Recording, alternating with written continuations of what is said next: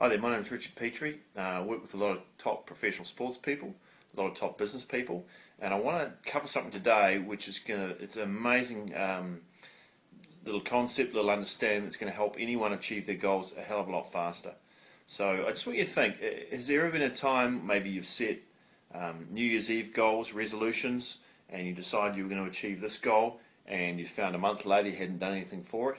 Or maybe you tried to lose some weight. A lot of people tried to do that, and you started on a course trying to do it, and you found you couldn't do it. Maybe you're going to try and get fit. Maybe you're going to try and make more money, something like that. So you have a goal, and then it's almost like your habits or your old ways of thinking have stopped you achieving it. So what I'm going to show you very quickly is why that happens and what you can do about it, and this will make a massive difference in helping you achieve and get what you want to do. Okay, first off, we just need to take this look at this whiteboard, and I'm just going to take the lid off here, and I want you to imagine that your mind is like an iceberg, and there's the water,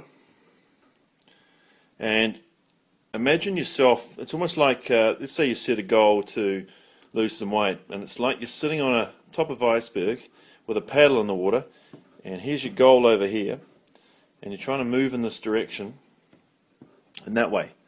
But I want you to imagine what happens when you try and, let's say, lose weight. What happens if the current is drifting this way?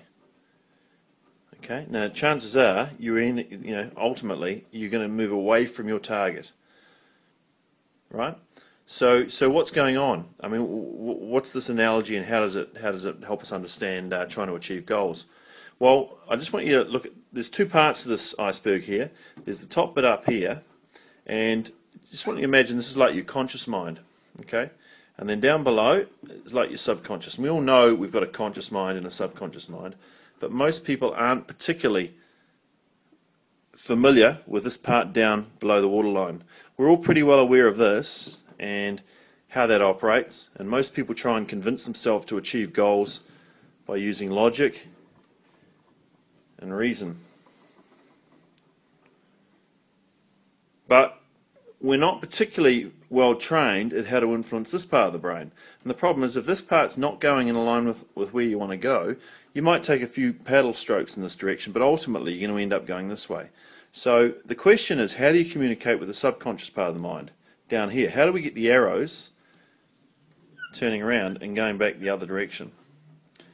Well, the secret is these two parts of the brain speak a different language. And as I said up here, this part understands logic and reason, but unfortunately if you try and speak logic and reason to this part of the brain, it won't understand. It's like speaking to a Frenchman in English. He won't understand, and he'll carry on going in the same direction he's always doing. The secret to communicating with this part of the brain is to speak the language it understands, and then it works on images and emotions. So there's an impact. These images have an effect on emotions, and emotions have an effect on the images. So sometimes if you've ever seen a scary movie and got scared, even though you know they're just pretending, it's not real, it's just pretending, then you'll still end up getting scared. And you might decide to turn the TV off for 10 minutes or go make a cup of tea because you're being scared, even though logically you know they're just pretending. Because this part of the brain does not understand the difference between what's real and what's imagined. So it will react as if it's really happening. Now the secret to communicating with this part of the brain is through images, emotional images, and if you put the right emotional images in, it doesn't matter so much about the logic, but if you plant in, and say this is us creating some images here, if you slot in the right emotional images, then you can start to redirect this part of the brain in any direction you want to. And the secret is, that's why visualization works so well. That's why meditation can work well. But if you're slotting in pictures here into this part of the brain, it'll start to reshape this and move it in any direction you want to go. Now, the problem is, most people aren't particularly good at visualization. And that's why it's really handy if you can have a tool that'll help you make it easy for you.